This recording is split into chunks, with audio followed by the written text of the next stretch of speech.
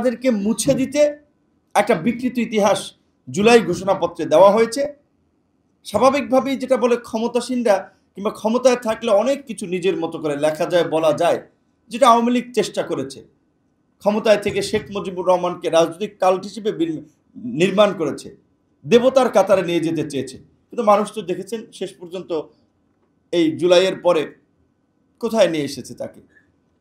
শেখ মুজিবের অবশ্যই এই দেশের মানে ইতিহাসে তার অবদান আছে।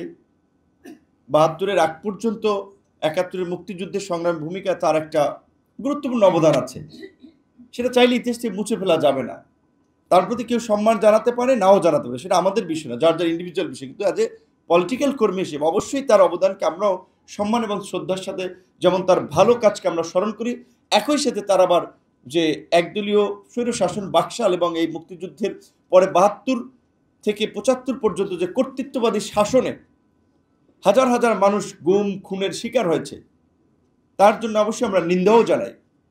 তো যেটা বলছেন, সে আওয়ামী লীগ তাকে একটা দেবতা হিসেবে নির্মাণ করতে চেষ্টা করেছিল। জেলায় জেলায়, উপজেলায় উপজেলায় ভাস্কর্য, তার মূর্তি, একেবারে হুলস্থুল কাণ্ড।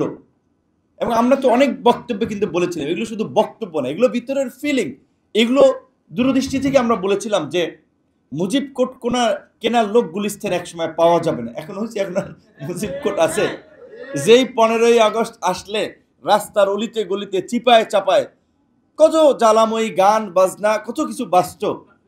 এখন এই আপনার তারপরে তো ঠিক আছে, মার্কেট থেকে সমিতি থেকে টাকা উঠে খিচুড়ি মিচুড়ি বোস টোস এগুলো তো হইতই, সেগুলো তো দূরের কথা। এখন তাদের রাজনৈতিক তীর্থস্থান গোপালগঞ্জ কিংবা ধানমন্ডিতে ফুল দেওয়ার লোকও নাই।